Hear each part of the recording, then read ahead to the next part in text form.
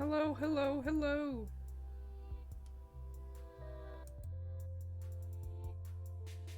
Howdy. I'm ill. As always, let me know if the music is too loud. I can turn that down.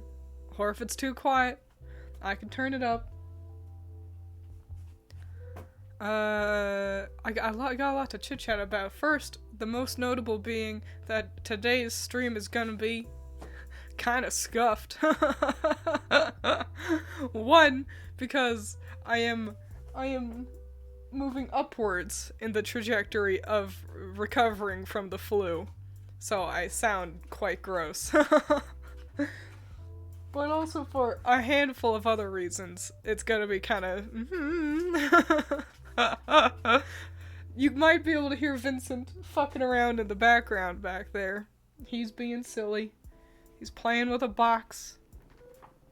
He's silly today. Thank you for the promotion. Congratulations. Yeah, I worked really hard on it. But yeah, Vincent's being a little silly, a silly boy. So if you hear me turn away from the mic, that's me just making sure he's not like catching the apartment on fire.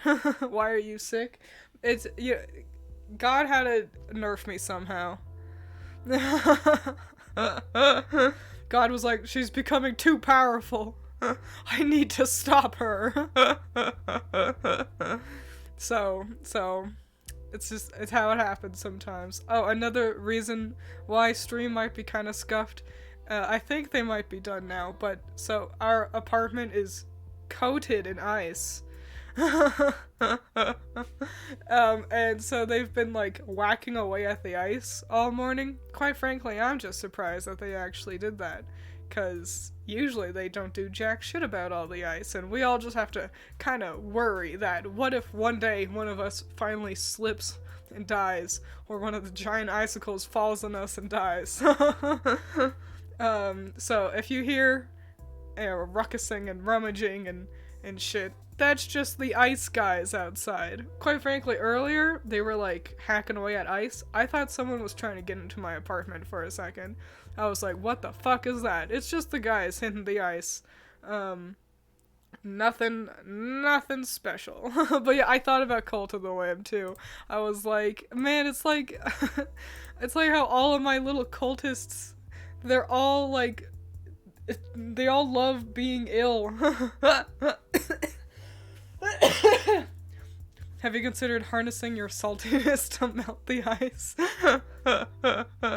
My salt is no good for melting ice. It's too sweet. Can't explain that.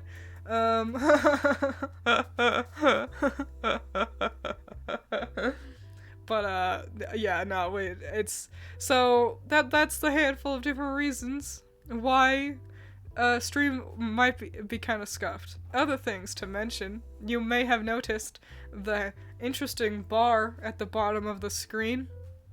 It's a donation goal titled "Help Twiins Move Out of Her Bad Apartment." Because we do not want to be here anymore. And so, if you'd like to help donate so that I can move out of this bad apartment, then you can. Also, there's a tip jar now. Isn't that exciting? So if you tip, then little tiddly bits will fall into the cup, and it'll be really exciting to look at. Just helping you guys spice up the stream. Also, this is exciting. If you donate $5 or more, then I've enabled text-to-speech, and that will be canonically Doug. So if you want to make Doug say anything, then just donate $5 or more. I might lower that. I don't know. I feel like the only way to give money is to not be stingy. I don't know but currently for today, if you donate $5 or more, then text-to-speech should work. And that'll be what Doug says. So you guys are in control of Doug's voice now. Use this power responsibly. I believe in you. Yeah, those are all the exciting things. I've been sick like all week.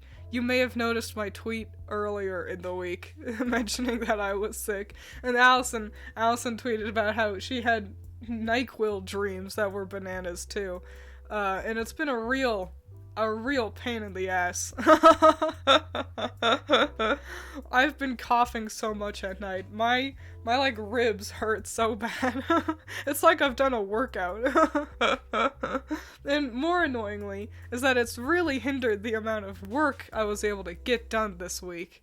I really wanted to do more than I was able to. And it's like, damn it all. I did do work though, cause I'm a responsible goyle.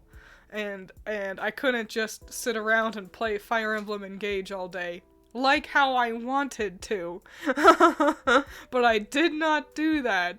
Instead, I actually did do work, because, oh, I'm so responsible. Hold on, let me find my mom's credit card so I can make Doug say Twiins smells. Yeah, that's probably the worst bit about being sick, not being able to I know, exactly. It's like, damn it, I couldn't record audio earlier. Oh my gosh, if it had kept up like that, I was gonna do like a bonus stream earlier in the week. Monday night, I completely lost my voice.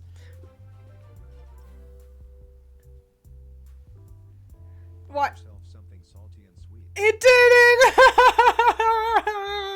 Thank you, Stereotype Gamer. Wasn't that exciting? Wasn't that so much fun? That was so cool. And look, there's coins in the jar now. Technology is amazing. But, did you get the NyQuil? No, I didn't take any NyQuil. NyQuil very rarely helps me, honestly. It's just gross. Doug should be a little louder. I will alter that in the settings when I, after stream. So that he can be even louder. Yeah, it's tough because I couldn't really, like, test how loud he was. He is actually technically louder than all the other things. But, I'll crank his volume up more. So then also that way you guys can really scare me. With the sudden onset Doug voice. Thank you so much. That's so cool and exciting. Look at that. We're 1% to our donation. Oh yeah, but I completely lost my voice Monday night. So I was like, I was trying to talk to Allison about Fire Emblem, and I was like, yeah, this uh-oh. Yeah, and then uh-oh. Like, all I could do was whisper. It was hilarious. It was hilarious. Unfortunately, the next day, my voice just sounded gross, and then I had a raging headache and a cough. So stream wouldn't have been any good. What a shame. Next time I lose my voice, I'll make sure to stream right away so you guys can all hear how ludicrous I sound. Actually, I wonder. I don't know if I could. Wallets. Thank you. Welcome. Howdy. I appreciate you. Isn't that nice? Wow, look at that! Oh, it fell out of the jar so swiftly, too. Quite frankly, I think I might be the one that's the most excited about the jar. I think it's fun.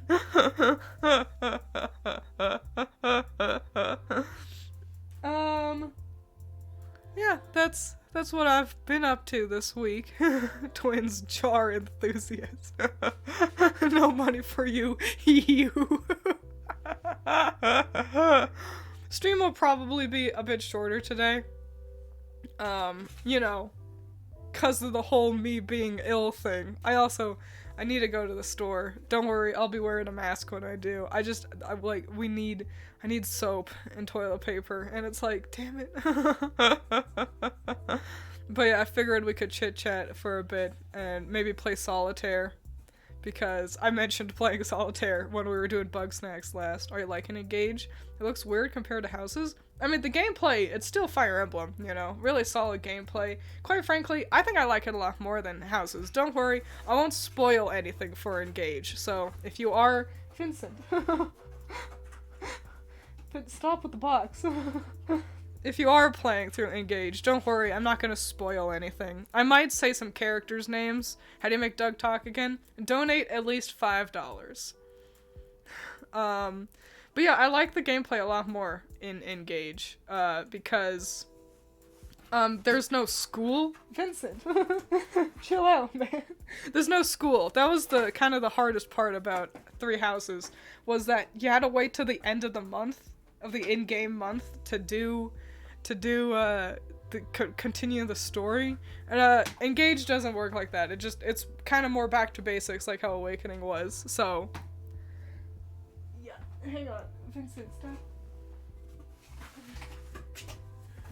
At least be silly closer to me. Okay. I believe in you, Cereza. You are smart. And I couldn't help you, because I don't know how either. You liked the school? And Engage has a similar setting as the school, where you can still like run around and and talk to your friends and stuff. But it's not as big, so it feels a lot less tedious. I like it a lot. Engage is the one where people complain about the main character not hitting on the child, right? I don't know. I've heard nothing about that. The only thing I've heard about Engage from other people is that they don't like the hair, and yeah, the hair is pretty dumb of the protagonist. It's half blue and half red. There's gotta be a reason for it. Those are the good guys and bad guys colors. That kind of blatant duality doesn't happen on accident. They're clearly doing something with the hair. I like the hair. Well, that's good. Most people don't. I don't mind it, but I did play as a boy because I felt like the hair was a lot harder to deal with personally when it was so long with the girl's hair. They're supposed to look like Joy-Cons. They're not, but they're very clearly working with a good guys and bad guys kind of duality with the protagonist. So that's why it's blue and red, because your army is classically represented as blue, and the enemy's army is classically represented as red. So that's the point, but that's besides the point, really. I like Engage a lot, and I could have just played it, and I didn't. So there you go. At least female Allier doesn't have ridiculous outfit female Byleth had. Yeah, female Byleth's outfit was so dumb. It was like one too many things. Yeah, like, male Byleth's outfit was fine, but female Byleth's outfit had like a lot of little details added on, and it was like, yeah, maybe if just the stockings weren't lace, that would have helped. But yeah, I named my character Pepsi because it's Pepsi colors. But I named it like here, I'll type it in chat so it looks like a fantasy ass name. I also named her character Pilk.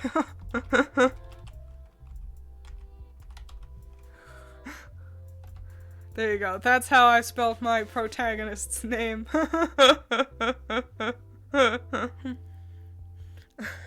Twiins starting her on for stream sponsors early. Imagine getting sponsored by Pepsi. What the fuck? Because I wanted it to look like a fantasy name. where some like Reddit mod could read it as Pepase.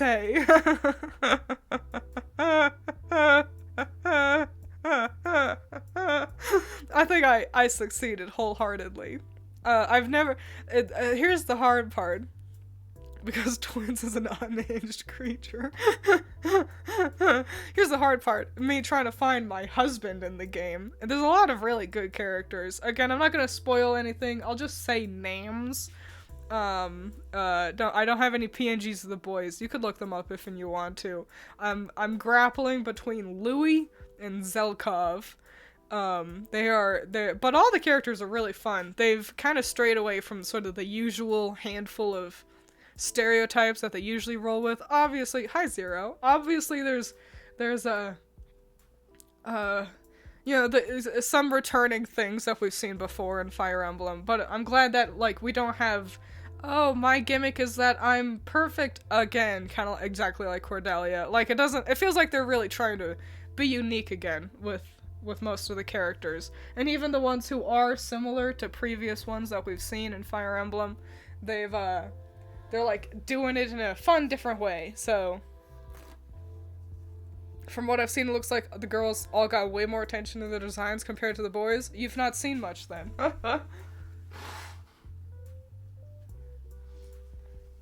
Prince Alfred spits in the face of that take. And he's the first male friend you make. Yeah, no, the boys get plenty of like fun design things that I'd say the quality of design is very even across the gender ratio. Boys and girls. Some girls look boring, some boys look boring, some girls look really great, some boys look really great. Quite frankly, I'm not done by any means. I don't think I'm halfway through the game yet. But music, go, activate. But I'm really enjoying it. I'm at least currently it's shaping up to be a favorite over Fates, and maybe also Three Houses. I can't stick around, but just want to pop in and say, hey, it's Allison. Also, heart to whoever was a sweetheart who donated to the apartment fund. It means a lot. Yeah. We got a whole lot of cool kids in chat. Seen very little, but I feel like I've seen like 12 different clown girls and just a million regular armored guys. There is one girl who I described as the clown princess, and then there was another girl who was also kind of clowny, and one who's a bad guy who I don't think will join your army, who is, I'll call her clown adjacent. This is a spooky ghost. An apartment fund? Yeah, because we want to move out of our bad apartment. Some things wrong with our current apartment include our heating system does not work. This happened not like last winter, so not last month, but the December before then. The heater was running, and then we started to smell something that could only be described as noxious. And so we got maintenance in to fix it, and they were like, I think one of the batteries have like burnt out. So they changed the batteries.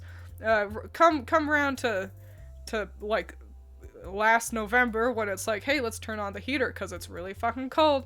And wow, the noxious smell still exists, and so the heater has not been fixed, and so our apartment is very cold. Also, there's not proper insulation. If you get near the walls, near the windows, it's freezing over there. I had to move my bed because I could not sleep due to the lack of proper insulation. Also, all of the drains and sinks clog weirdly frequently. Like, this is not a problem I've ever had before. Until we started living in these apartments. Like, it happened, and of course, obviously sometimes your shower drain gets clogged, that's normal, but like, it's just constant here. The carpet is also pulling up because they don't do anything properly here, so like, we have wrinkles in the apartment where it's coming up from the seams. Hello, welcome. I can't read Russian, but you're welcome to stick around. So that's just a small handful of the things that are bad with the apartment, and we want to move. You'll actually be able to donate soon? Hell yeah, Zero. Only donate if you can, though. Of course, if you need to pay for yourself first, you go first. That's the thing. This is why I'll never be a billionaire. I'm not heartless enough to be like, good, give me your money.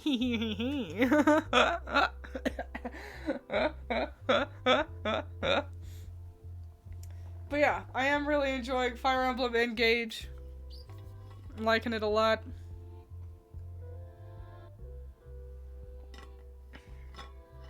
I wasn't actually gonna get it day one, but Allison did, and I was watching over her shoulder, and It just looked like so much fun.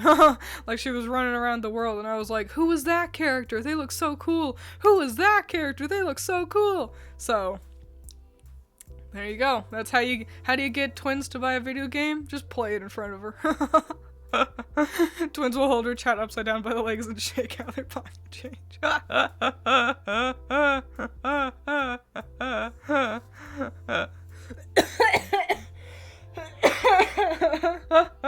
Do you hear about Crit news? Oh yeah, don't they have like another cartoon happening? Or a movie? Or something like that?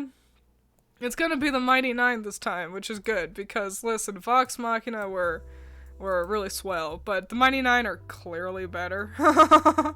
They're better characters, better story. It's yeah, so there is also a new season of the Vox Machina cartoon, but then, yeah, also something's happening with the Nine. So, great. Exciting. The Mighty Nine are so much cooler and so much better. I haven't watched Critical Role in a long ass time, though. Just never have, like, I never want to listen to a podcast. That's the thing. Looked up how to donate, but it says click on donate, and I'm like, where the fuck is it? It might be on my page somewhere. It'll say donate. Scroll down. I think it'll be there. Yeah, surprise. I'm not usually on the other side. I'm not usually in people's streams donating and stuff.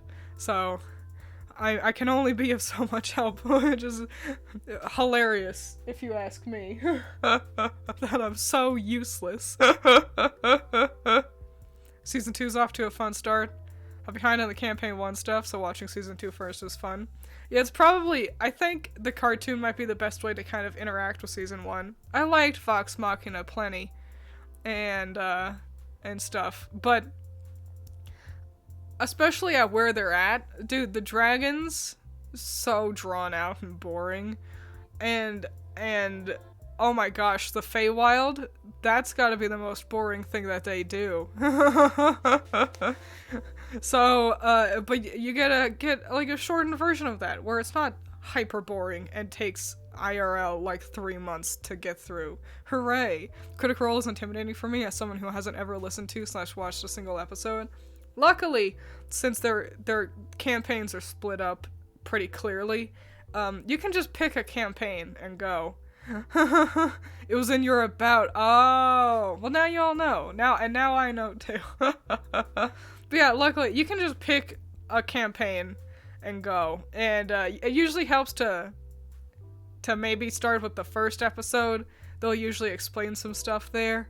But quite frankly, you can skip around, and if you go to the VODs, people will usually have timestamps for all the important things as well. So, yeah, basically you can start anywhere. as long as you click, like, if the first video you watch of any campaign is under the 10, like, the 10 episode mark, you should be pretty alright. You'll catch up on the story. And Mercer does explain kind of what's been going on recently at the beginning of every session, so don't feel like you'll be completely lost. So yeah, don't worry about it. You can catch on pretty quick. Not gonna lie, Dimension 20 is better. Well, I wouldn't know, because I don't watch that shit. I'm sure it's swell, but I do not know. They should animate the parts where they roll the dice higher. I'm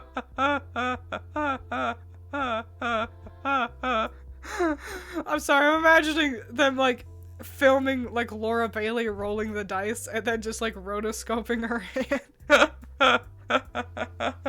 So stupid.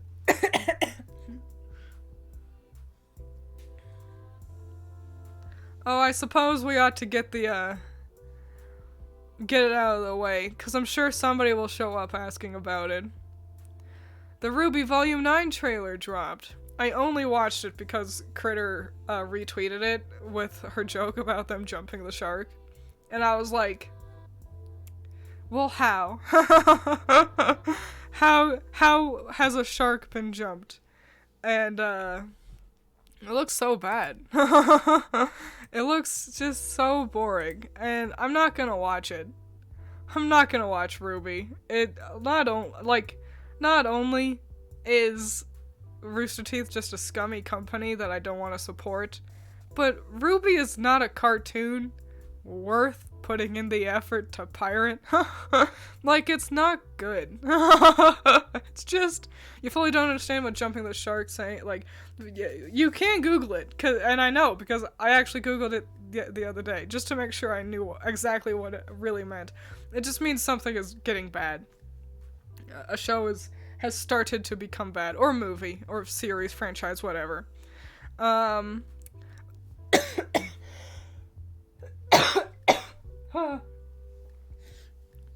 But yeah, it looks terrible. Like, great job! Is this the button? It was the button! How fun! Oh my gosh, another one! Oh my gosh, Messiah! Oh! Look at that, Messiah donated more, so his coins are gold. What a sweetie Petey. A hero. You guys are swell. You guys are delights. I don't deserve you. Messiah didn't even show up in chat, just showed up and donated like a Chad and left. Saw the thumbnail for the trailer posted on Crunchyroll and thought, oh, finally coming out, and went on with my life. Yeah, my Discord was like going crazy yesterday. I checked in after doing a bunch of work, and it was like, whoa, you guys were bananas with the volume, with the Ruby discussion. But yeah, they're in like Wonderland, and like Alice in Wonderland. And very similar to Cinder's backstory, it's like just verbatim Wonderland. Like, they're not being clever on how to adapt it anymore. Like, it's just Wonderland, and it's so boring. Like, the Cheshire Cat isn't a cute cat boy, it's just a magical, ugly-looking cat. Usually by having events that happen that don't seem to fit the world or story in question. For example, the saying comes from Fonzie, from a slice of, oh, okay, I see. Talking about Jumping the Shark. Yeah, so I'm not gonna watch it, because it's behind a paywall. You have to pay for the Crunchyroll premium bullshit in order to watch. It's trapped behind that paywall. And then after that, in a year, it'll be on the Rooster Teeth website, also behind a paywall. Weird way to do it. Whatever. And I'm like, no, I'm not spending money on this shit. So you could pirate it, and there's nothing wrong with that. And here's, I think, of course, now that Volume 9's coming out, the conversation about supporting Rooster Teeth financially and stuff, like, has kind of recirculated. And I think here's the thing. So, you can't really have your cake and eat it too. It's either you spend money to watch the cartoon, which supports a company that has a history with bigotry and stuff. Or, if you do not want to support the company that has a history of bigotry and stuff, you don't watch the cartoon. That's it. The only real middle ground is pirating it. And that's fine, you know? Whatever, pirate the show if you want. And I think the thing is, so many people bring up the idea of pirating in an altruistic, I'm gonna pirate it because I don't want to give Rooster Teeth my money, but I want to support the animators. I want to support Kruby. That's not how it works. By that mentality is the same as I'm supporting my favorite artist by paying them in exposure. You watching the cartoon does not support the animators. Paying for it would. You support the animators by supporting the company that hires them. That's really how it works. So, if you want to pirate the show, cool. That's do it. Whatever, man. No one's stopping you. It's 2023. But don't have this lofty, oh, I'm doing it to support the real artists, cuz you're not. It's fine to say, well, I just really want to see what happens next. Or, I like this cartoon and I don't want to support Rooster Teeth, but I want to keep watching it. So I'm gonna pirate it. That's so okay. That's 10 out of 10. There's, it doesn't sound as heroic as I'm supporting the animators, but unfortunately, you can't choose. I'm gonna give my $8 for this Crunchyroll subscription. I want it to go to my favorite animator. You can't pick whatever member of the crew you want and hand it to them exactly. Unless they have a Patreon, in which case you could go support them on Patreon. But, yeah, I think that's kind of the start and stop of the conversation. I don't see why people are so spiraling about it.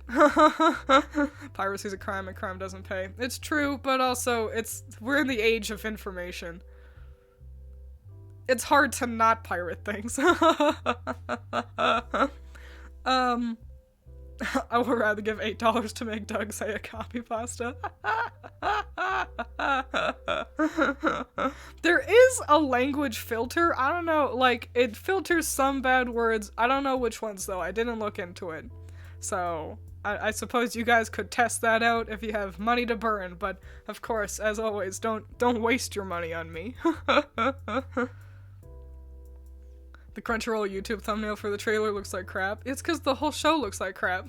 But yeah, I don't know. I wish people would kind of just chill out in the conversation about watch it. So some people want to watch the show. And of course, it is a complex situation because of the timing of everything. All of the bad stuff about Rooster Teeth that has recently come to light is in the past. It's so, supporting them now isn't as much of a problem. They have weeded out most of the things. They've added some disciplinary things. It still doesn't seem like a good place to live or a good place to work, but can Doug say the Vaporeon copy pasta? I don't know if it allows for that many words. I'm gonna be honest. But yeah, that's the thing, is you can easily look at it and think, oh, well, now Rooster Teeth is better. They don't use all that horrible language and stuff in the past. Or how they used to anymore. So now it's fine. But, I don't know, it is complex. I don't think someone supports bigotry if they do choose to watch Ruby.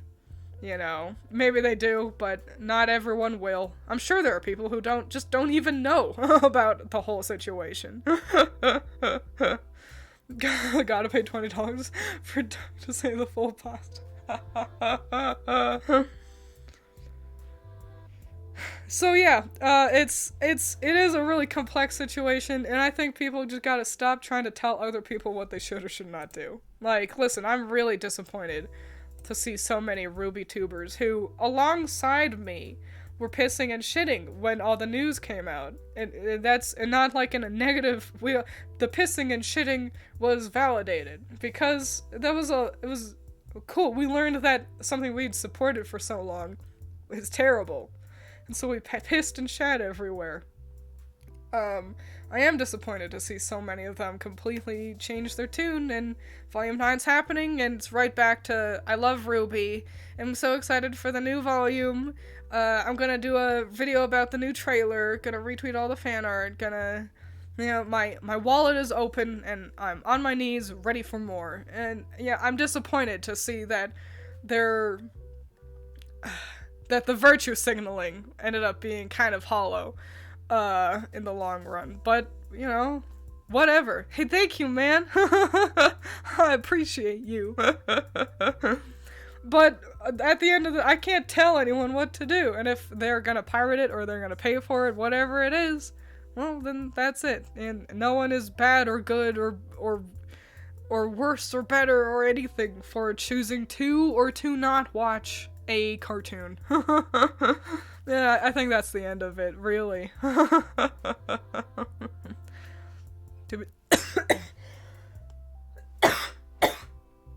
Quite frankly, I just think Ruby isn't a show that's, like, worth this much energy in terms of arguing and stuff. Like, I don't know, man. It's not like we're...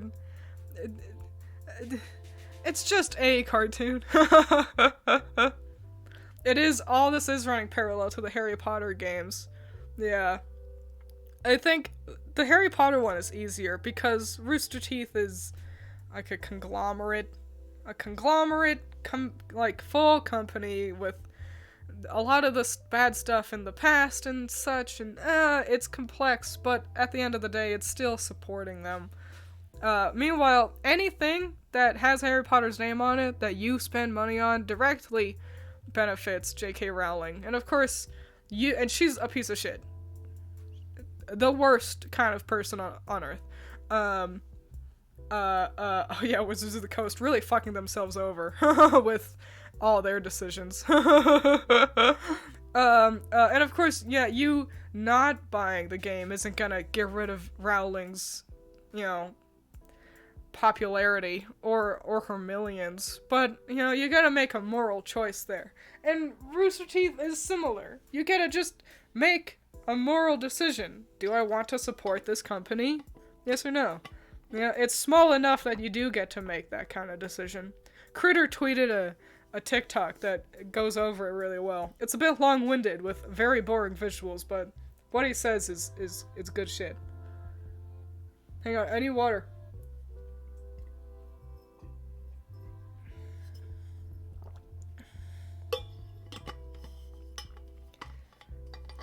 Yeah, Wizards of the Coast, man, what a stupid decision. I'm not, like, fully up to date on everything with the D&D Wizards of the Coast stuff, but man, like, I read all the things they were doing, and I was like, this looks like a shitpost.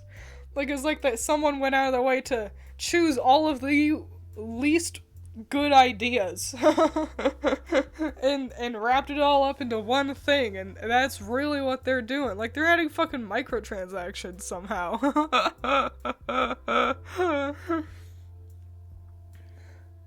Rowling is bad for sure, but I don't think that means devs making the game don't deserve support because they're making something associated with her. Irrelevant. They made money. The devs made the game and they got paid to make that game. End of story.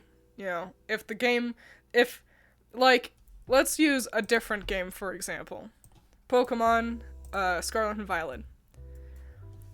If Pokemon Scarlet and Violet sold 7 trillion copies, the devs make the same amount of money as they would if the game sold 7 copies.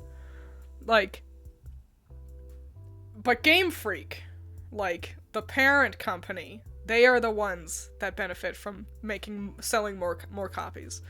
Perhaps it's a bad example because that's like a chain directly, but Rowling makes money from the game selling more. The devs made money and is not nearly as impacted as at that level. And also, that's kind of again, you can't have your cake and eat it too. If you want to stand up against Rowling, she's surrounded by people, oh man, if I don't watch this new movie, then I'm not supporting my favorite actor, who's playing, baby Sirius. This is an example. Sirius Black, we get a Sirius Black movie, and my favorite actor's in it, and if I want to support him, but I don't want to support Rowling, and they are connected intrinsically. And it's up to you to decide if perpetuating something going towards somebody terrible who is intrinsically connected to her. You say the devs. Name one of the devs.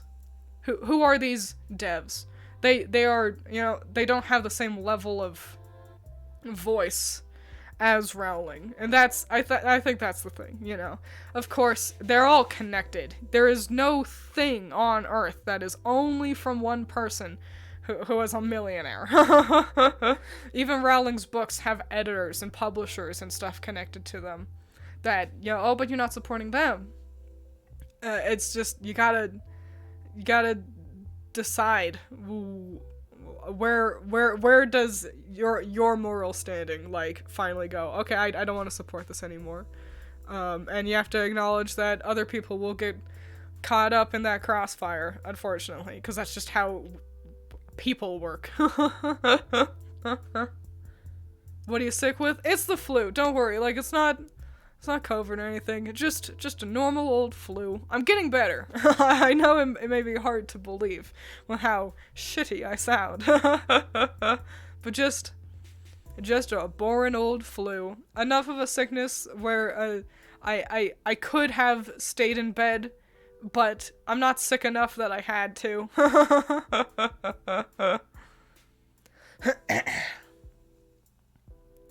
Morality isn't a zero-sum game. Very well said. You said in one sentence what I failed to flounder around in, like, 2 whole paragraphs.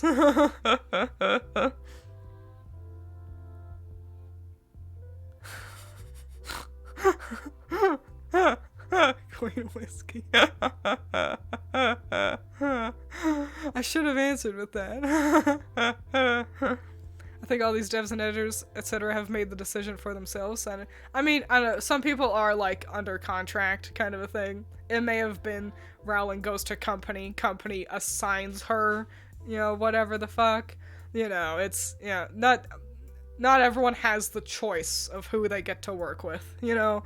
But, that's the thing. That is the thing. It's, none of it's easy. And it's all just up to the individual to decide. Twiins critter is bullying me. Well, don't be so bullyable. Come on. You've done this to yourself. But yeah, I'm not gonna watch Volume 9. Wasn't going to anyway. And I wasn't going to anyway because Volume 8 was shit. And then I wasn't going to anyway because, looks like Rooster Teeth is terrible. And now I'm really not gonna watch it anyway because the trailer was just trash. Like, it looks like... they've completely just plucked the kids out of the main plot. To be like, let's go fuck around and waste time for 10 episodes. They've been working on this volume, by the way, for 4 years. It started in 2019 that they were working on this. And it's been 4 years, and this is what we're getting? This ugly-ass land with zero, like, imagination put into it, and it's only 10 episodes? Like, this is hard to defend. And of course, there'll always be, you know, the RWBY fans, the diehards, and that's fine, but I can't predict that they'll hold on to many of those after this, because, Lord, it's hard to defend this. Yeah, it really has been 4 years. That's the problem when you go all over social media bragging, oh, yeah, we started working on Volume 9 alongside Volume 7 and 8. And Erin ran to Twitter, Blake's voice actress, ran to Twitter to be like, I've already recorded some lines for Volume 9 even, back when Volume 7 was airing. Uh-oh. Going around bragging about how ahead you are has downsides. Yeah, so I don't expect anything good. Oh, and I guess the final thing I want to say is that I've seen people say that RWBY had nothing to do with all the controversy around, like, the transphobia and stuff. And I think the VAs do some of the worst PR for RWBY. You're not wrong. It doesn't help that Blake and, that's not her name, Erin and Barbara especially, really don't seem to know how to behave professionally online. Hey, yeah, everyone seems to be sick right now, honestly. But, yeah, everyone's like, Kruby isn't involved in all that transphobia. And I just gotta tell you, so, like, Michael Jones used the cute little nickname they came up with to get around the slur, and Gavin Free was also one of the big ones using that slur. Carrie Shawcross and Barbara Dunkelman are BFFs with Michael Jones and Gavin. So if they didn't use it, they fully knew about it. So you can't even say that Crewboot wasn't involved. Okay. They probably were. But that's all irrelevant to me now. Cause fuck it, whatever, man.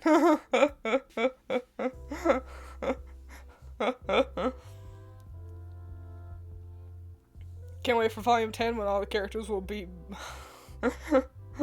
just talking heads, talking about nothing.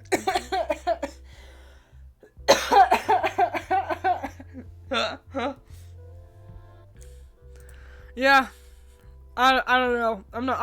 I won't make it. I'll check in just to see, look at the new outfits and go, ew, I'm sure. Why are there are a lot of different ways to spell Aaron. And like, sometimes it's like a gender thing, like, oh no, this is only if, like male or female, but it's also not always like that, and it's like, yeah, Aaron's a hard one.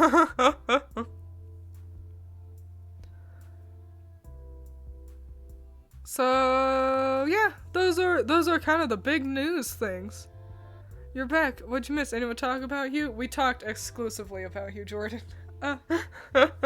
We all talked about how I didn't want to call you stinky, and my brain could think of no other words. We all talked about how stinky you are. And then I said, no, Jordan's not stinky. And then everyone went, yeah, they are. And I went, nuh-uh. And then I blasted them all with lightning. Twiins overuses the word stinky. I really do. I think it's a funny kind of alternate for any other kind of insult. And it's just so all-encompassing. Are you bad at video games? No, you're stinky. Oh,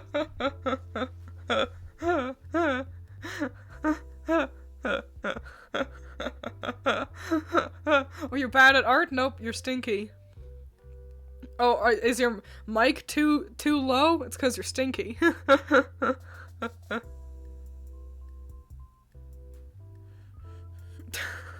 So, I'm glad to see how chat has mostly devolved into just spelling Aaron in different ways. And yeah, and that's the best part is, since we're over the internet, I can talk about how stinky you are, and you can talk about how stinky I am, and none of us really get to know just how stinky we all are, because we're miles away.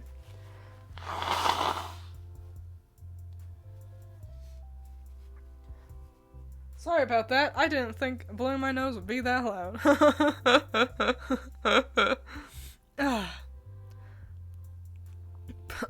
No, that's alright. You don't gotta spam poopy. But that is hilarious. Every time I'm like, I need to check to make sure chat's working. Somebody say poopy, and you guys, you follow suit. You you guys will do it so happily.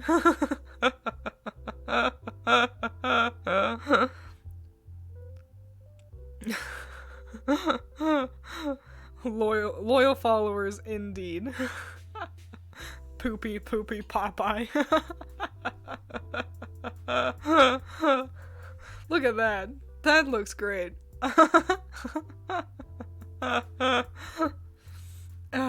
So yeah, let's play some solitaire. Oh, I should let you guys know that I'll just keep jabberjawing. I've got big girl grown-up things to do tomorrow, so there might not be a stream. If I do stream, it'll be later in the day. This is better than the divorce at Hotel Delfino. Yeah, if I stream tomorrow, it'll be later than usual. I don't know what I'd be doing. But yeah, I've got, like, adult things to handle. So, you know, I won't just be hanging around my house all day like usual. I'll have to be responsible a little bit. So, yeah, if there is a stream, I will tweet when it happens, and if there is not a stream, I will think of something funny to say, and I'll tweet that instead. Thank you! Twiins is banned from saying stinky for 48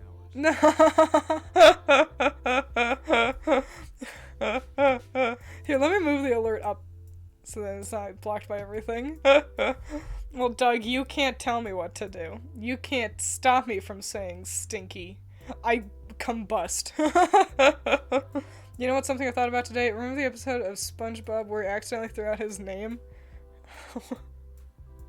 I couldn't remember why he got rid of everything in his head. Wow. What'd he say? I can't hear Doug. Doug said that I'm banned from saying stinky for 48 hours. I don't think I can change it while I'm live, but don't worry, I'll have this fixed by tomorrow, so then Doug will be nice and loud. Maybe my BGM's too loud. Probably not. I just gotta crank Doug, which is great. Great to know. Great to know, great to know.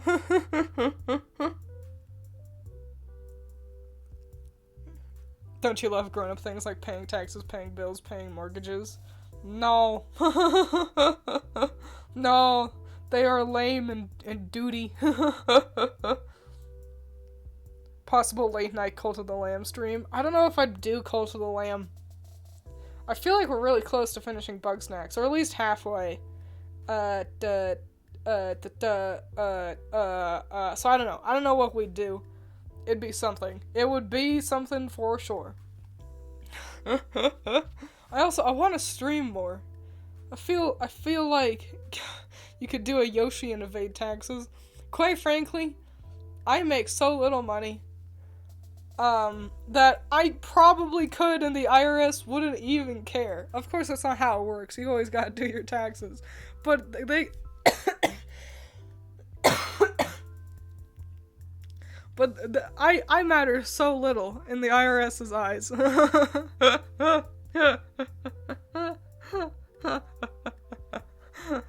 So, what are you gonna do, man? Oh, but yeah. If I stream tomorrow, I'll let you know. It'll probably another chill one. Oh, what I was saying, that's it. Is that I want to stream more. Currently, I stream 2 times a week, and by next week, I should not be sick anymore. Twiins is a real VTuber. Spend an hour on just chatting. I've just chatted for like 4 hours before. You can't stop me. I'm a train. I'm a crazy train. All aboard. Once I just start jabbing jawing, I go forward and ain't no stopping me. Oh, when he was learning to be fancy so the Krusty Krab could convince Squilliam that Squidward owned a fancy... Wow. It's like a Celine Dion song. It's all coming back to me now. Wow. I love SpongeBob. Oh my gosh. Tax this. I get quiet so I can hear it every time. Oh, when your coins fell out. Oh no. You guys are being swell. You guys are being too much fun. You guys are too nice. Fun fact. Donations to streamers are not tax deductible. So like for you guys, you can't use that as a donation to a charity kind of thing. I learned that a few years ago. Not because I was trying to. I stumbled upon the info. Look at you guys. You guys are sweetie pies. Golly. Golly gosh. Fun fact dies.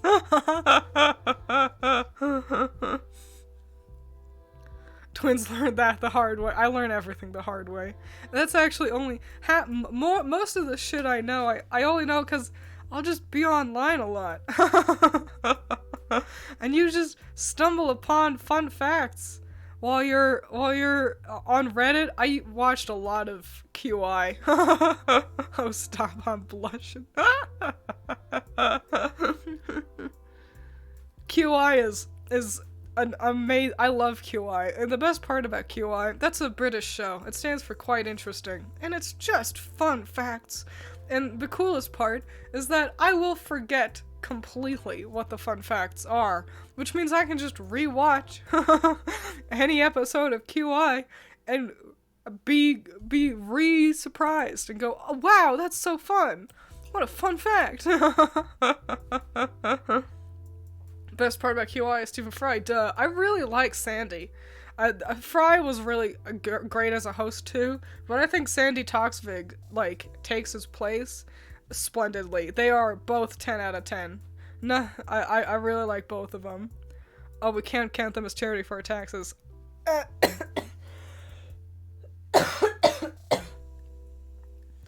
thought you were gonna say that you don't have to pay taxes for the donations. I'll be honest. I don't know. I don't think it counts as a gift. So yeah, I think you do have to pay taxes. Sada used to be one of the hosts on the Great British Baking Show. It's true, and she was fun there too. How's it start? They say of the Acropolis where the They say of the Acropolis where the They say of the Acropolis where the Parthenon is that there are no straight lines.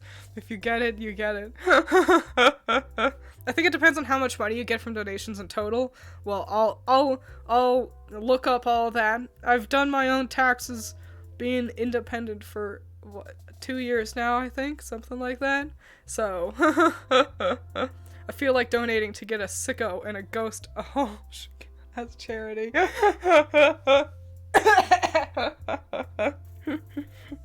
I think a charity needs to be registered. On a technicality. It's called a donation, so it's like charity. That's what I'm saying, man. Oh, but the funnest fact, I never have a time where I can say this fun fact. But fun fact that I've learned from QI is that tapirs have prehensile penises. So you know how, like, you can bend your thumb and grip with it? An elephant's trunk, kind of like that too. Tapirs' penises are like that. Isn't that neato? Double fact, tapir vaginas are very deep.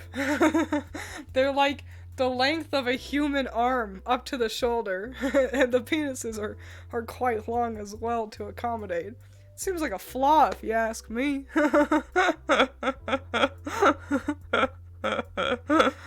That sounds painful. The point is to make it easier to impregnate female tapirs, so that's why they are like that. Tapirs aren't special. I can do that too.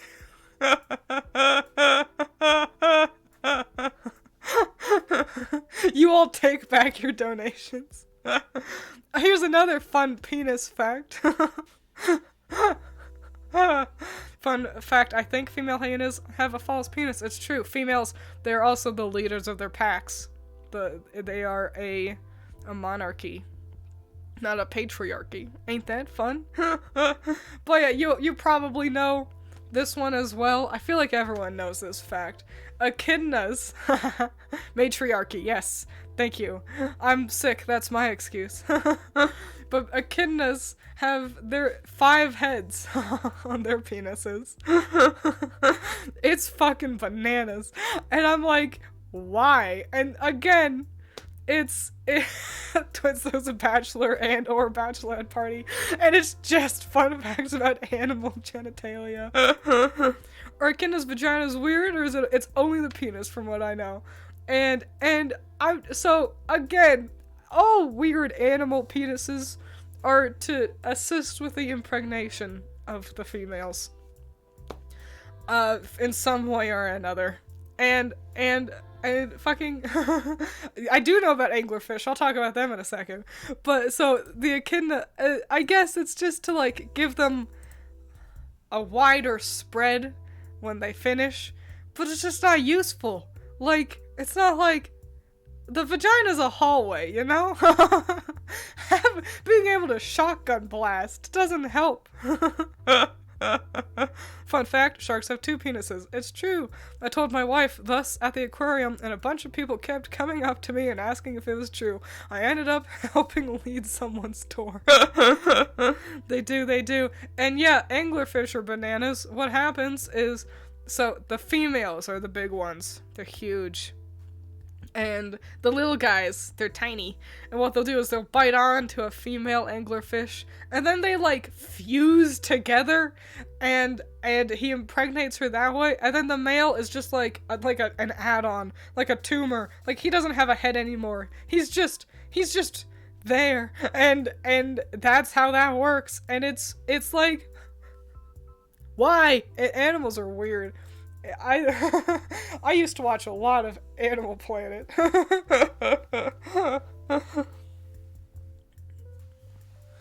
Do you know how giant squid straight don't have genitalia? I didn't. I'm not surprised, because squids are like, ocean animals are basically aliens. Jellyfish, some of them don't die. Jellyfish don't have brains. They don't have organs. But they are alive. And some of them are able to just, they don't die. They just start over. They start to die, and then they just, like, re-begin at the beginning of their evolutionary chain. They, like, de-evolve. Like having a Charizard go back in time to being a Charmander. But it's real life. They really do that. They just recycle themselves and they start life anew. So yeah, I'm not too... Every time I hear a fun fact about ocean animals and how weird they are, I just accept it because they're not real. I visited an aquarium and saw 2 eels mating, and the other people were like, wow, what are they doing? And I just stood there like, I wonder. I think it's hard to grasp the idea of fish, of marine creatures mating, because so many of them do lay eggs and then do it that way. And so I don't know. I'm not too surprised that some people wouldn't jump to the idea. You know about the axolotl's evolutionary stone? Oh, no. But I feel like they, like, change, though. They, like, for real evolve. They, like, go from cute axolotl to just a little mud guy, I think. I don't know. I'm not as into axolotls. But they are cute. Fun fact, ocean animals can tell who owns an air fryer.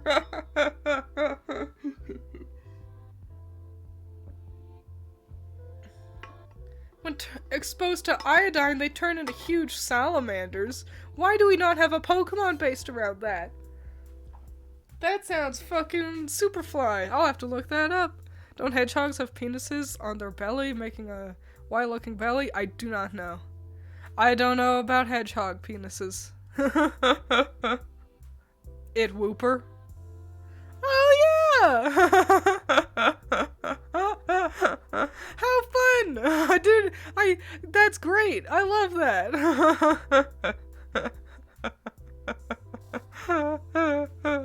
Yeah, Quagsire and Clodsire. That's so cool.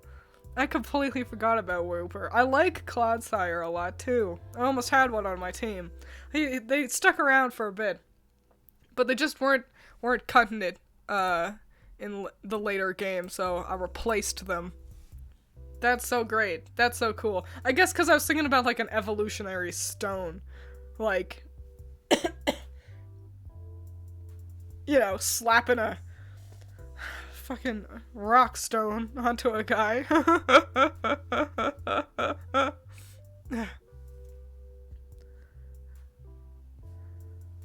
My Clodsire has water absorb and she's killing everyone. Oh, I forgot. I think mine had some kind of poison themed ability. Maybe it had water absorb. That's great on a Clodsire though, because it's ground poison. And so it would be weak to water. Pretty sure ground's weak to water. And to have it have water absorb, poison point. Yeah, there we go.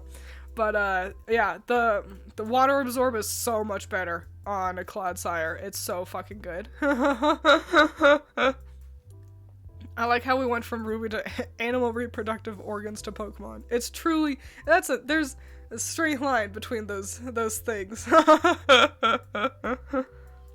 That's so good. It's so good. What are some other oh man, that was the thing I was gonna do. I gotta really do that. I got so many fucking damn things I wanna do. There's not enough time in the day. There's not enough time on Earth.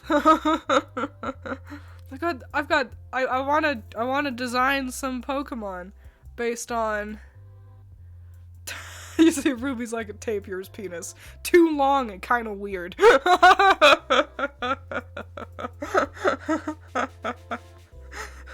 But admittedly gripping.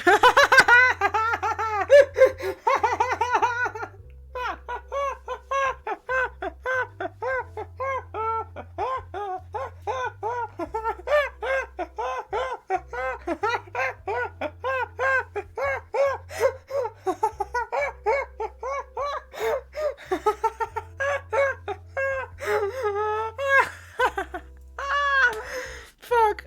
I'm never this funny normally. Oh shit. Did you play Legends Arceus? Has the easiest shiny hunting ever.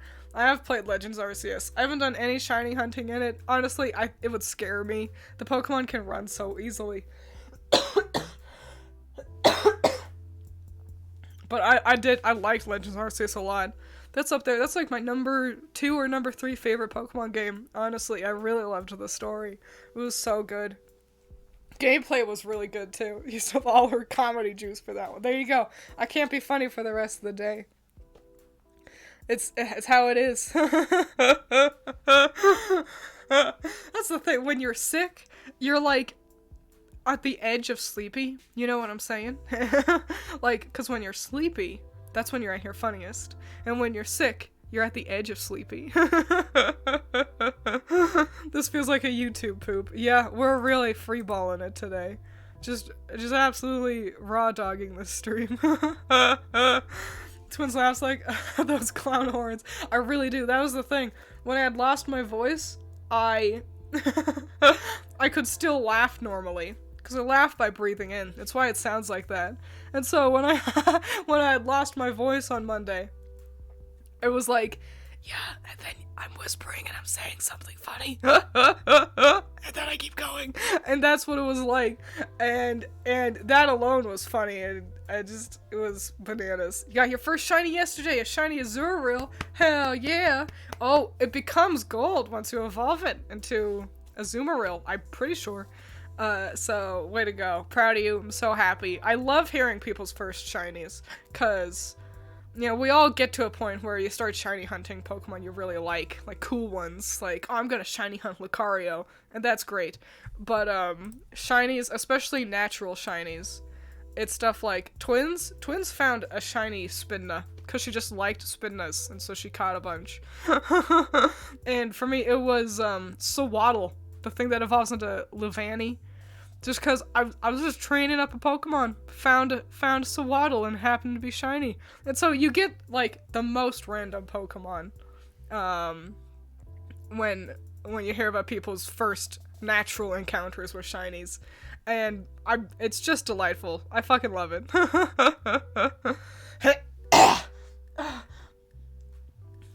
Once you get the shiny charm rate, the rate goes to, like, 1 out of 400. Yeah. Shiny hunting's definitely gotten easier, and I understand people who are, weird fallen angel canon. They laugh backwards, apparently. Yes. Oh, that sounds actually scary. Imagine, so sometimes I'll laugh like a normal person, but imagine recording someone laughing naturally and then just playing it in reverse, and that's how a fallen angel sounds. Ew! That's so cool. Yeah, shiny hunting has gotten a lot easier in more recent games, and I understand people being disappointed about that, because it does kind of make them lose their, like, impressive status. Like, oh man, I shiny hunted this when it was like 1 in 8,000, so it's rarer and it matters more. And I understand. But also, I don't know, if people want to have fun shiny hunting in games where it's a bit easier, then there's nothing wrong with that, I think. Not counting Red Gyarados, my first shiny was a Magby in Crystal, all from the egg? That's so fun. First shiny was a Vullaby. I like Vullaby. That's the thing, it'll make you care about a Pokemon you otherwise had no hardcore feelings for, or even something you didn't like, you know? Yeah, you could find a shiny of, like, your least favorite Pokemon and be like, well, I guess it's not that bad. First shiny was a shiny Cutiefly. Then I got a Wonder Traded Porygon Z and I never realized it was a shiny. Oh, wow. Yeah, I think the Porygon line's kind of weird with shinies. Hello, welcome. I'm still a little ill, that's why I sound so gross. Imagine Twiins appears at the foot of your bed at 1 and starts laughing backwards. How would Twiins laugh sound backwards? I don't know. Maybe I'll edit that for you guys. It should be pretty easy. Just gotta find me laughing. First shiny I ever caught mine was Rhyperior in Pokemon Go. Nice, nice, nice. Rhyperior's a cool Pokemon. I like Rhyperior. Been playing since Ruby and still haven't found a shiny. Oh, that's okay. You know, sometimes it just takes a while. My first shiny, I've been playing since technically Gold and Silver, but it's just because our parents didn't get us Red and Blue. But, so I was playing since Gen 2, and it wasn't until Gen 5 that I got a shiny. So, and your odds are only going up. You know, it's easier and easier every day. So, I believe in you. I was heading to my kitchen when I heard Twiins clearing her throat. I laughed out loud. Good thing no one was inside. That's the worst, is when you laugh in front of, like, your parents, and they go, "What's so funny?" And then it's like, how do I explain this? Right now you're trying to get to the Psychic Gym in Scarlet, but I can't get to it. You may need to do more of the, what are they called? Big guys. Big Pokemon. Arven Quest. You may need to do another Arven Quest Pokemon. What are they fucking called? Giant Pokemon. Big boys. Titans, thank you.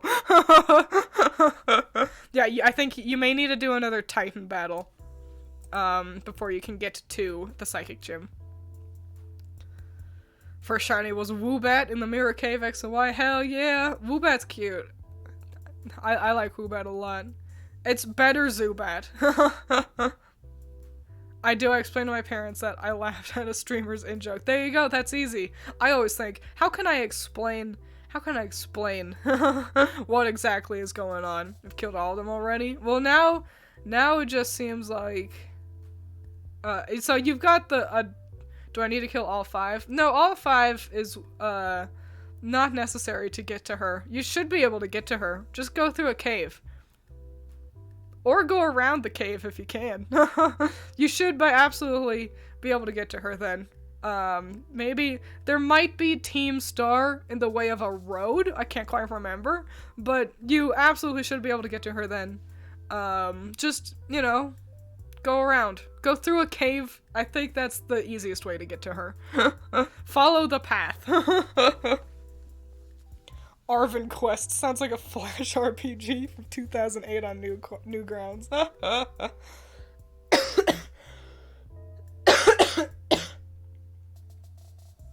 The Steel and Dragon Titans make getting to the Psychic Gym easier. They're actually not, so it's not specific. You can fight the Titans in whatever order. Your upgrades to your bike Pokemon are just dependent on how many you've defeated. So, if you happen to be really struggling with one Titan, you could go and fight another one and still get the same upgrade to your bike boy. So, there you go. There's a little fun fact for you. Go through a cave or go around a cave. Or remember getting under the town in a cave. Yeah, that's where you need to be.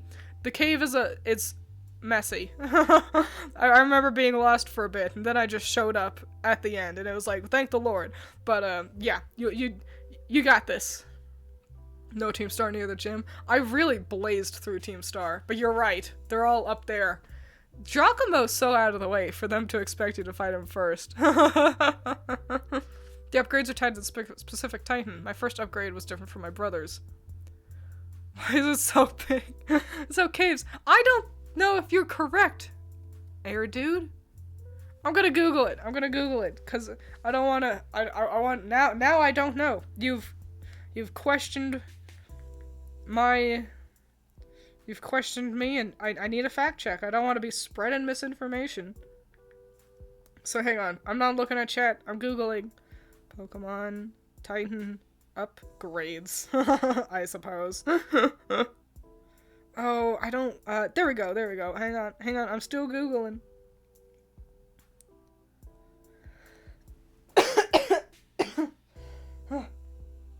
Okay.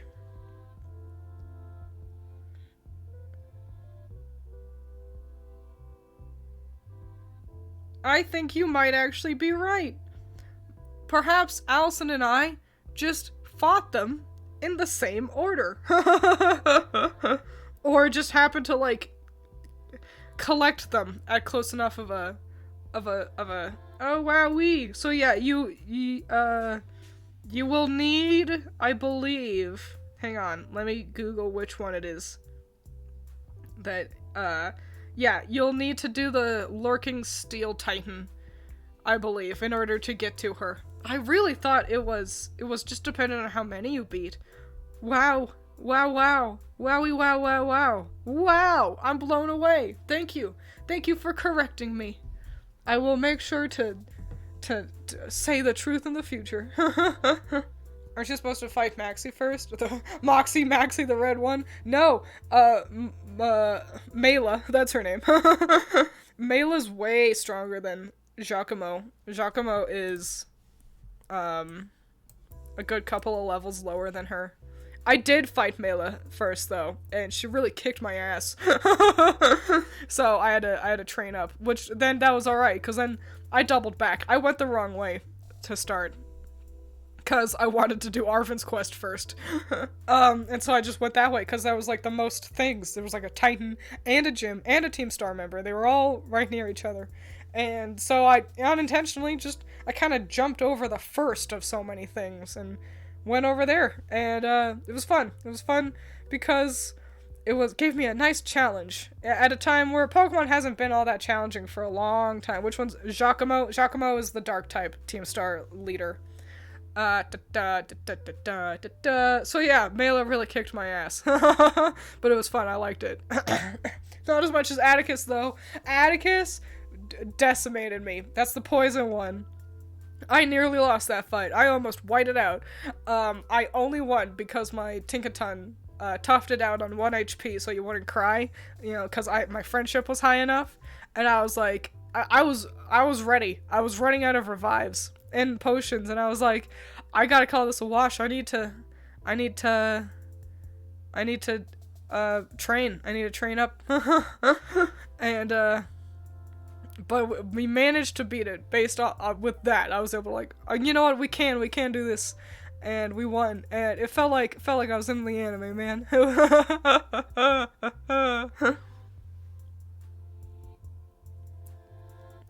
swear Mela is one of the Elite Four from X and Y. No, that's Malva. They are very similar names.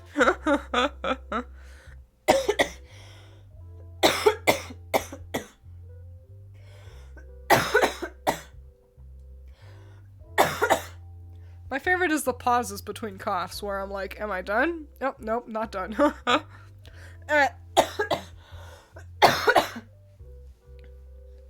shit. We're okay. It's fine.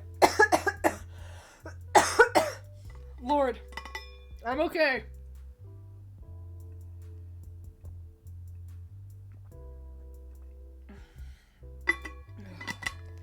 I thought the ghost gym was gonna be the hardest. Cause she was the most out of the way. I thought she was supposed to be last. And she was not.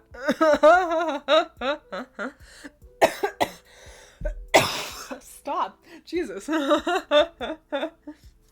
Fun fact. Hang on. Let me blow my nose.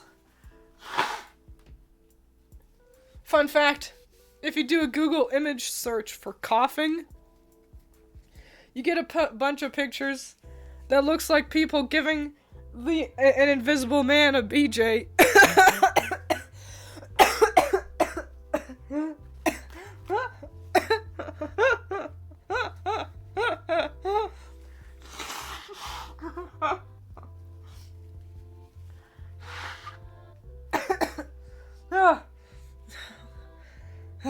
We're doing it. I'm alive.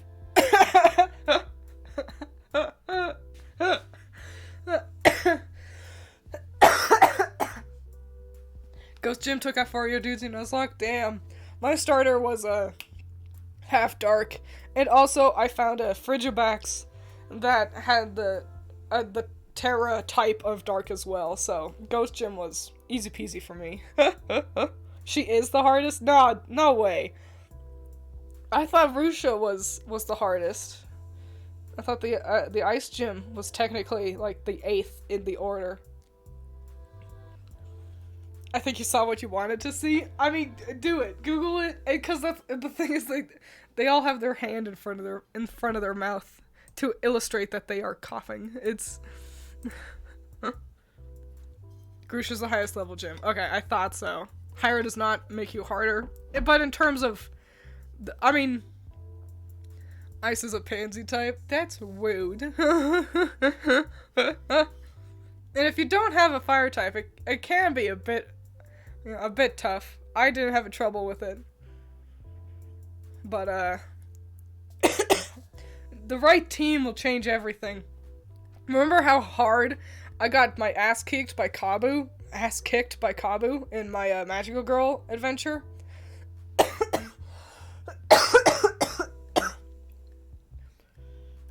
If I had a water type, I would have been easy mode. I'm really okay.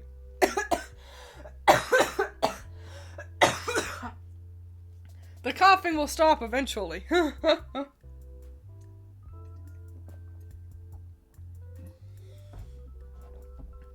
I think we're good. I think we're okay. Not today, Satan. Listen, I'll come take my throne some other time in the future.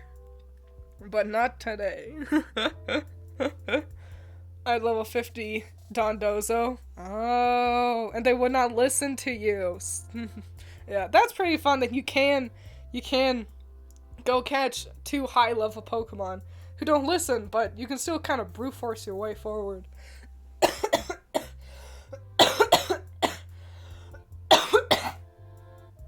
All the fucking weirdos who have like fucking illness kinks, that's gotta exist. They're all gonna find this and be like, guys, I found the perfect stream. The coughing will stop eventually. Famous last words. The what kink? The, like, illness kink? I don't know, that's gotta be a thing. There's always a kink for every weird thing. There's gotta be people who are, like, sickness, being unwell. That's my kink. I'm not gonna judge them. But I had that thought the other day. I had the thought that superhero movies and stuff must be really great for people with weird pregnancy kinks. Like Oh man, not just a pregnancy kink, but I like the idea of the baby, doing something to make it weird pregnancy. like the Incredibles. Dash kicking really fast because he's super speed and shit.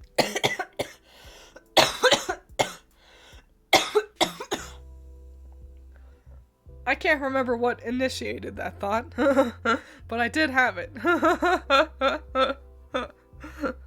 Weird pregnancy is basically like 4 with extra steps, to be honest.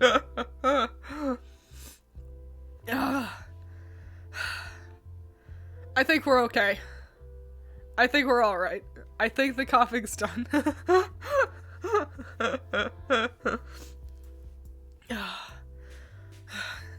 You tweeted me the coughing image. Thank you. Hang on.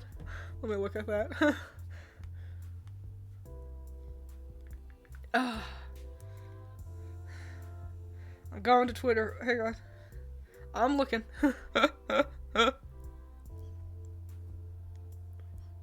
My Twitter is slow. Let's go. Come on. Yeah, you did. Twiins, you made this. Yeah!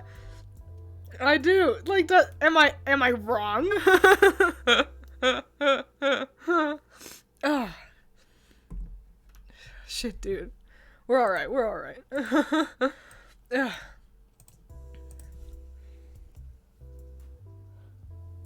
I tried my best, but I could only find a kink for disabled people. Well, I'm sure it'll crop up eventually. Everything becomes a kink eventually. Back in the day, we just accepted feet as a part of the human body. And now people have OnlyFans for them, you know? Just gotta wait. Over time, everything will become a kink. I do not make the rules. I only come to warn you about them. Oh. Ah, shit, dude. Do you watch The Boys? I don't. And I know jack shit about The Boys. In my eyes, The Boys is that TV show where... the TV show where it's superheroes and there's one guy with a million gifts and it's all him smiling but looking like confused. It's like as if he didn't expect people to clap. There's just like 3 different gifs of him doing that. That's Homelander? No, that's The Boys. Oh, no, that's his name. I see.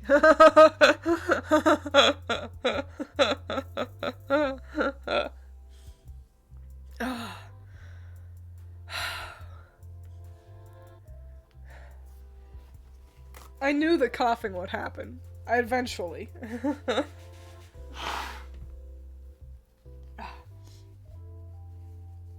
It's why I also knew this wouldn't be too long of a stream. Okay. I think we're alright. I think we're back in business. No coughing this time. Not gonna involve in a wheezing. Let's wander away from Zero's laundry list of comic kinks. And discuss something else.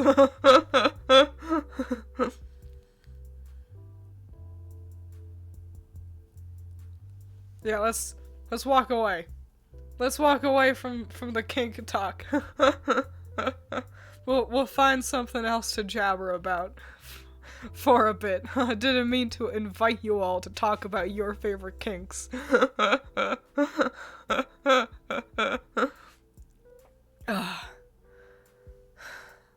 I truly have no other things to talk about, I'll be honest. If you had to describe your perfect date as a Pokemon, which Pokemon would it be? I'm thinking.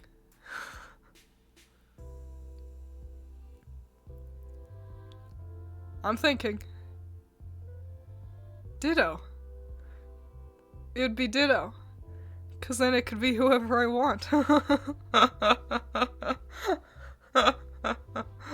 you go. I win. Rant to us about your cat. Nothing to rant about. He's a cute little goober, though he does. Okay, I do have this thing where at night, if I get up to go to the bathroom, then Vincent thinks, oh, Twiins is awake. It's time to play. And it's like, no, it's 2 a.m. I want to go back to bed. And he goes, no, we're playing. It's playtime. And he wants you to pet you. And you go, okay. We'll just go back to bed. You know, you can stay out here in the living room and I'm gonna go to bed because I'm ill. And then he I can't see because it's dark and he's black. And so he'll just slip past me.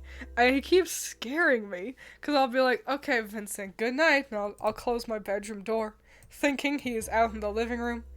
And then I turn and I look down and he's just there. And I'm like, because in my eyes, he teleports in. But he really doesn't just slip in easily as I close the door. Because I don't want to close the door quickly. You know? I don't want to accidentally, squish his tail or his toes or something like that. But, yeah, he keeps, and then I'll be like, no, I need to go to bed. And he's like, well, I can stay in here. And I'm like, well, no, because what you do is you want to jump up on my chair and jump up onto my bed and attack my feet because he can't recognize that it's me under the blanket. And so he just sees my legs move and then he's like, an intruder, I'll get that. And it's like, no, it's me. And so he can't hang out at night. And so instead, he doesn't hurt when he runs past you. He doesn't, but I wouldn't know anyway. I sleep with earplugs. In, because otherwise I get woken up. Because I'm, I guess, a light sleeper? I don't fucking... So I wouldn't know anyway. But yeah, and so every night I just have to take a 5-minute break from all that sleep I was trying to get to hang out with Mr. Vincent.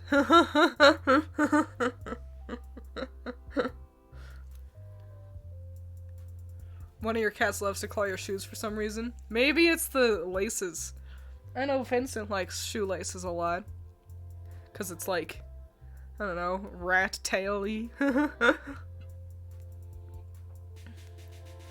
Haha, dumb baby doesn't have object permanence. My shoes have no laces. Well, alright, well, Velcro shoes, I don't know what to tell you. I'm sorry. And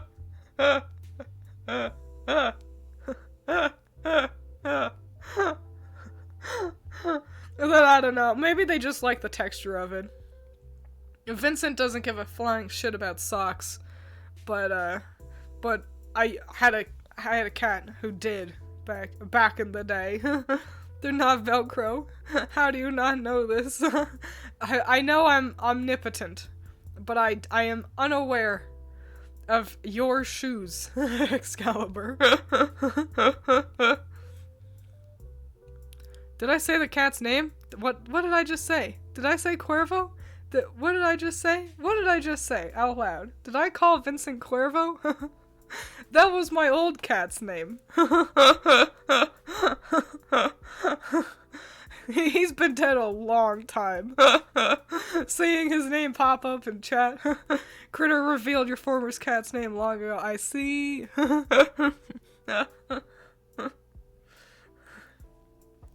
Yeah, Corvo liked socks. Not as much as the dog we had, but they were both pretty into them. So, but that's the thing. Every animal is different. And if you mention that your shoes don't have laces, I'm absolutely gonna say that you have Velcro shoes instead. Oh, tying my laces are too hard. I need Velcro. I need Velcro on my shoesies because I don't know how to tie my laces. I'm gonna do that to you. And there's nothing any of you can do to stop me. Listen, people love mean girls. People love degradation kinks. They all just want me to... People say step on me so often. They want girls to be mean to them. And I'll be mean, damn it. As long as it's funny.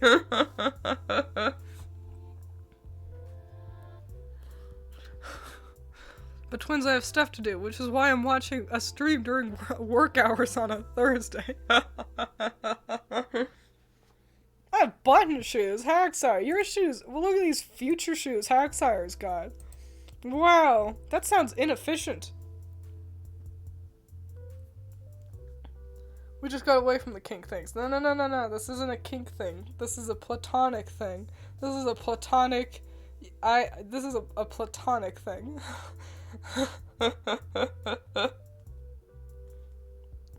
The idea of that makes me feel uncomfortable. The idea of buttons on your shoes? Yeah, I'm trying to imagine it, and I don't love the idea. And yeah, an asexual stepping. You see? You fools. You foolish fools. We want funny mean or hot mean, not bitchy. Well, I'm not very good at being bitchy, I'll be honest.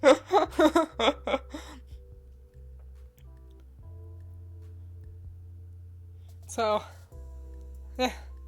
no, the stepping on thing. Oh, I see. I was significantly more shooken by the idea of button shoes.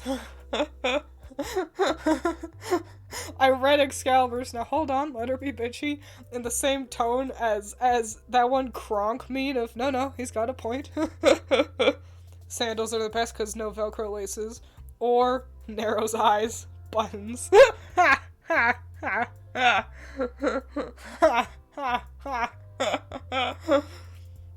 Yeah, but you're also more likely to get your toes all cut up by pokey weeds and stuff. I guess if you're walking around in bushes. Zipper shoes are so cool though. Zipper shoes. Zero. You can just Google snuff yourself, honey. I believe in you. Do it in incognito mode. You'll be fine. Zipper shoes are pretty cool. Fancy. But you can't adjust them. So if like, something happens, will he? He's gotta grow up eventually. He reads plenty of comics. He should be alright. Wait, sandals have Velcro? Some can. But, yeah, zipper shoes, I don't know, I feel like you can't adjust them easily. So, and what if the zipper gets fucked up? I've had so many zippers go bad, and then you're just stuck with a shoe you can't zip up. Just go dad mode and wear socks with the sandals. Yeah. It's coming back around, I think. Without slip-on shoes. I think I just have too many things to do outside. Too many, I don't have a yard or anything. If I'm leaving the apartment, it's to do something. The slip-ons are great if you're taking out the trash. But otherwise, I'm not doing anything else out there. Going to the store. If I'm going to the store, I'm not wearing slip-ons, because I have to walk. You wear them to work? Ah, there you go. You probably have a vehicle. I think your shoe options expand significantly if you have a vehicle to get around. That's something I thought about while I was still at college. I walked everywhere, because the buses were inconsistent, and I knew how long it took me to walk anywhere, so I would just walk all the way across campus. It took me 30 minutes, and I would do that back and forth.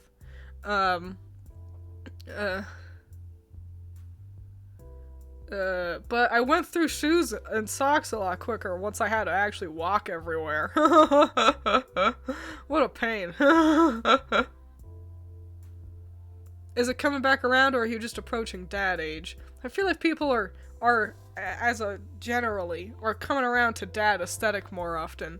I'm seeing a lot more guys, a lot more people like Eddie Burback with dad mustaches, and, wearing dad caps and shorts and shit, it's not like my thing, but I feel like people are just coming around back to it. Twiins, you gave me the hiccups now. I'm burrowing to your location. Hold your breath and drink water for 20 seconds. That should fix your hiccups. I believe in you. Just wear iron-toed boots everywhere.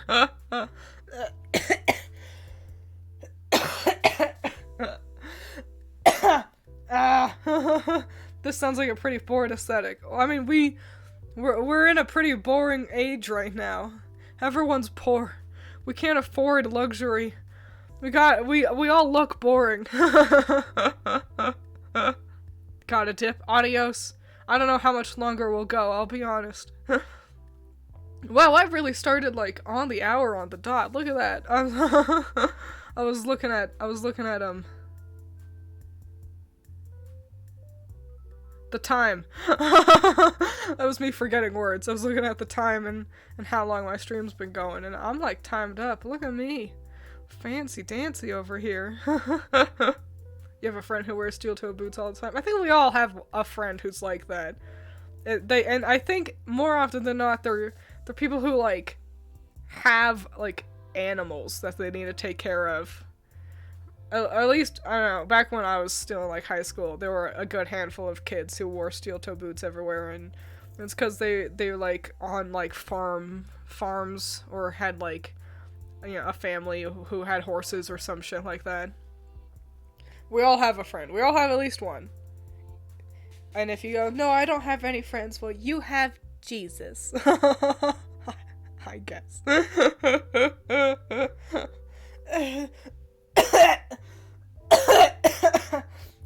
Early 2000s aesthetic is great. It's all boring, oversized sweatshirts and Von Dutch beanies. Spoken like a true, non-millennial messiah.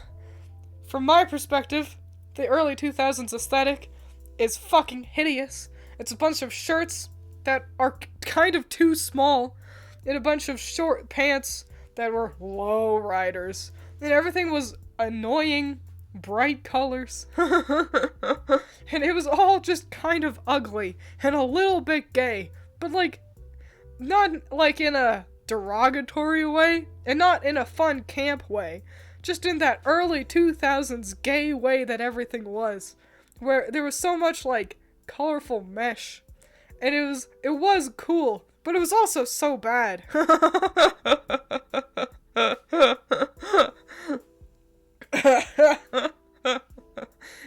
Keeping it true. Yo, I got a handwritten letter in the mail the other day. I was like, a handwritten letter? What's this? And it was from Jehovah's Witnesses. Being like, Jesus, save the Jesus, we're a church, you should church. You know, being Jehovah's Witnesses. And I was like, you're wasting your time writing this by hand. Did you join? Fuck no.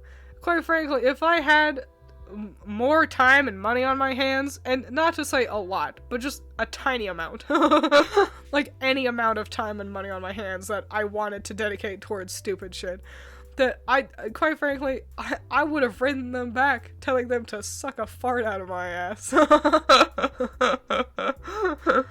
And so, but yeah, I was just like, you could have typed this. I guess having it be handwritten makes it feel homey, friendly. But yeah, no, I did not join.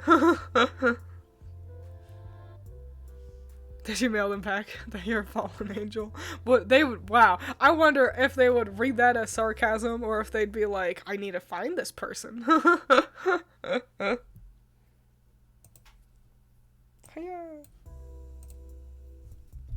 Ah. Wait, am I a millennial? I think the cutoff age, millennials were born, I don't know. I don't know, Messiah. You can Google it. When the millennials were born. I think the youngest millennials were in like 1990, 96, 97? Is that usually the cutoff? There you go. Twins, may you please recite the Paraka rap from Bionicle? No idea what that is. Let me Google it. If it's too long, then no.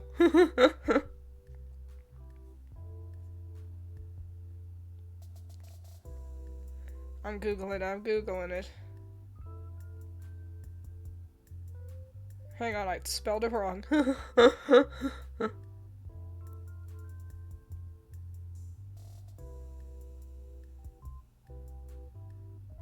I'm Googling. Hang on. Hang on. I'm still Googling. I'm really slow. Oh, is this like a whole ass song? No, I'm not reciting this. Hell no.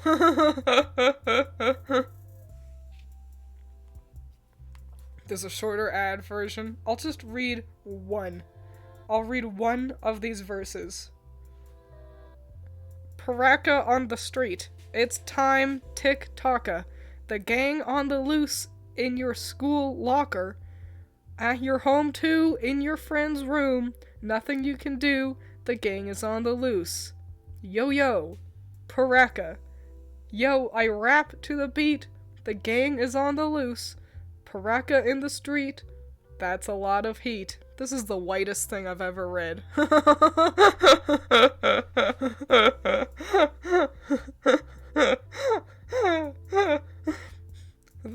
The trigger, tracer, drifter, the snake, the beast, the bully. All that makes Paraka.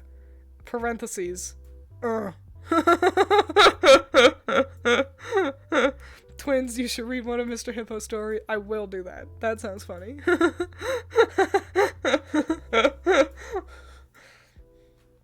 Mr. Hippo story.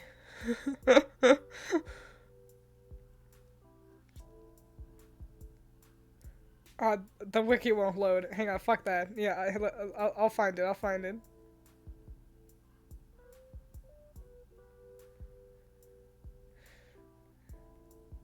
Okay. Hang on, let me make sure this isn't like all four of them just squished together. Okay, I'm gonna read one of Mr. Hippo's stories. Get excited. I'm sick. Here we go.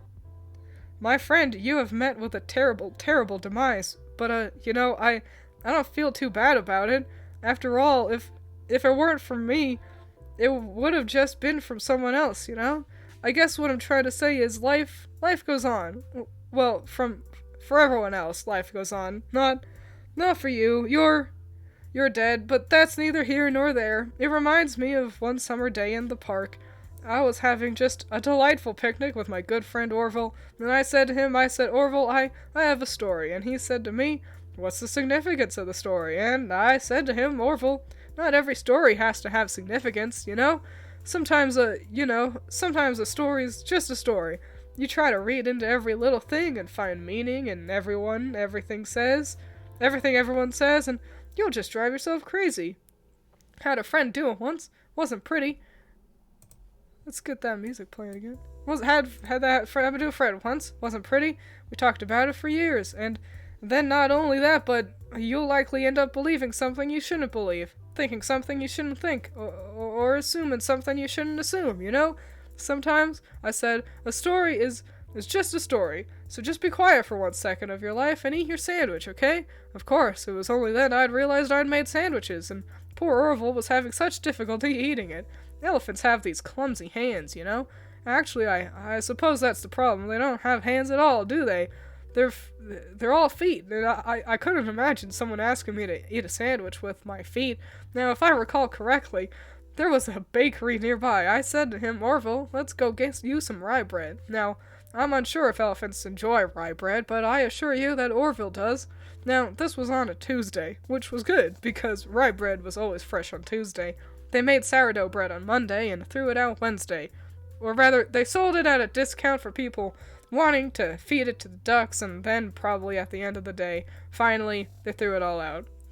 I don't recall. I do remember a man who would bring his son to the bakery every Wednesday and then go feed the ducks. He would buy all the sourdough bread. Of course, you know, you're not supposed to feed the ducks sourdough bread at all. It swells up in their stomachs, and then they all die. At least that's what I've heard. You know, I never saw any ducks die myself, but I did notice a substantial decrease in the duck population over the course of a few years. I just never thought to stop the man and tell him that he was killing the ducks by feeding them sourdough bread, and if you want my opinion on the matter, and I told Orville this as well, if you want to feed ducks, or birds of any kind for that matter, it's best to buy a seed. I mean, when you think about it, it breeds, if you think about it, breads of any sort didn't occur in nature. They don't grow on trees or spring up from the bushes. I don't think birds know what to do with bread. What was I saying? Oh, yes, so I bought Orville some rye bread. What a fine day it was. So there you go. That was one of Orville's stories.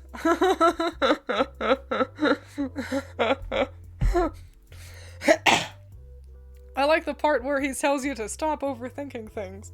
It's almost like Scott Cawthon himself looked Matt Pat in the eye and said, "No, you're wrong. Your theory is wrong. Stop."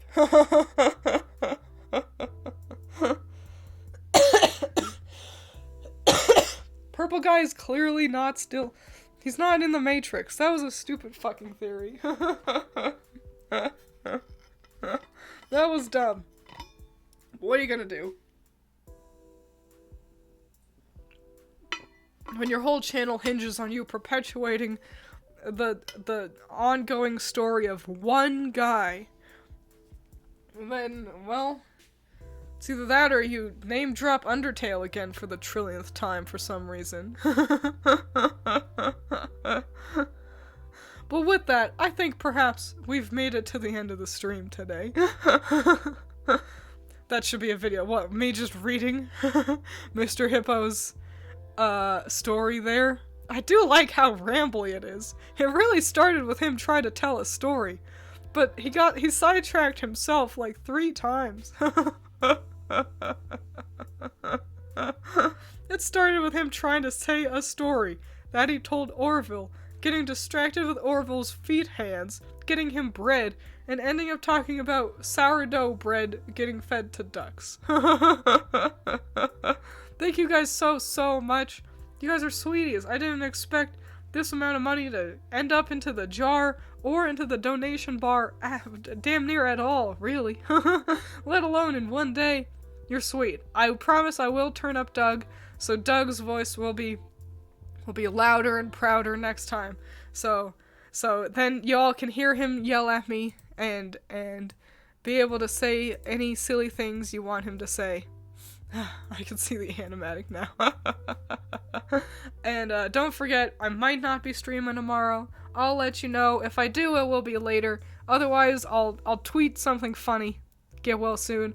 I feel a lot better. I just sound gross. Who's Doug? The plant!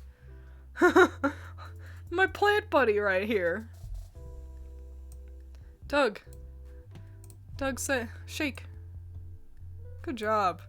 Yeah, text-to-speech has been activated for donations, and so that's Doug talking for you guys now. So yeah. If I do stream tomorrow, it'll actually be solitaire, since we didn't end up playing solitaire, because you guys were just too interesting. How do I do donations? It's in the About section. There'll be a big donate button. You'll have to scroll down slightly. Thanks for the stream. Thank you. We'll hang out for a second, just to see if Excalibur donates. Oh, I see. If not, that's fine. Don't wanna pressure you. The donations, it has to be at least $5 to get Doug to talk. Because otherwise you guys wouldn't do this. You're all swell, but theoretically, then people could abuse the system and, donate like a minimal amount just to kind of force a conversation onto you. I've seen that happen. I'm cutting that off at the pass, just in case some weenie puss shows up. Do you have Ko-fi or better on Patreon? I do have a Patreon. Do I not have a link to that anywhere? Watch Excalibur donate 100. A real big dick Giga Chad. I'd have to come up with something really special to celebrate that. I do have a Patreon. I do. You get to see videos that I make early. And also, you get sneak peeks at all my comics that I'm working on. So, that's exciting. You can find a link to my Patreon in the description of any one of my videos. And there should be a link to my YouTube there. And if not, you can find a link to either that or my Twitter. I'll admit, it's been a while since I updated all my links. But I do have a Patreon. 100%. So you can go find me there. And you know what? Oh my gosh, thank you! Sour Doug. Sour Doug. Thank you, Gunslinger. What a sweetie pie. I appreciate you. What? If Twiins gets $1,000 in one stream, she'll play UCN? Is that Ultimate Custom Night? Yeah, from FNAF? Yeah, I'd buy it. I'd download it and pay for that. Oh, but you know what? Hang on, let me see if actually I can get a link to my Patreon in chat. Hang on, I might actually... No. No, that did not work. But let me grab a link to something else. Hang on, I'm working on a tiny screen. Okay, here's a link to my YouTube. I'm coming back. Here's a link to my YouTube. And Patreon, there's a link to Patreon on every single one of my videos. So click on any of them, whatever one looks the funniest to you. You don't even have to watch it. You could downvote it if you want to. Whatever. That's the most efficient way to get you to my Patreon because it was weird. Thank you. Hang on. Yo, Baraka. Yo, Paraka. Verse 1. The gang on the loose, nothing you can do. The beast on the move, bully coming through. Tracer, drifter coming to add the snake that makes Baraka crew. Hook. Yo, Baraka. Thank you. You did it. How much for Pokemon Smash or Pass? That is a great question. Yeah, we'll make that a goal. A goal. If I get to $300 Smash or Pass Pokemon, Bugsnax Smash or Pass, I'll tell you right now, I'll do that one for free. The Bugsnax themselves, they're all pass because they're all little critters. The guys, like the villagers in town, they're all pass except for Wambus. I would smash Wambus. There you go, you get that one for free. But yeah, if my donation bar gets to 300, I'll do Pokemon Smash or Pass. All 1008 Pokemon, all the different forms. That sounds fun. That sounds like a lot of fun, actually. I hope we get to it. Quite frankly, yeah, I really hope we get to that donation goal now. What about the muscle bro Grumpus? Oh, he's really swell too. I'm gonna still say pass just because I wouldn't want to intrude on his relationship with his bro. No beefarona. Beffica is a pass, but she could still be my bestie. Yeah, next week I'd like to start streaming more days out of the week. And we'll be coming back to Bugsnax and Cult of the Lamb. I think we're pretty close to beating Bugsnax. I mentioned that. What days? It'll still be Thursday, Friday, and I'm thinking about adding on Wednesday. Part of me thinks it'd be efficient to go into the weekend, but I'll cross that bridge later. But so yeah, we're adding Wednesday to the list of days of streamage, streamitude. So yeah, there we go. I think we're all set. Thank you for listening, even though I coughed so much. Goodbye. I don't know if I have any hot takes. Hot take.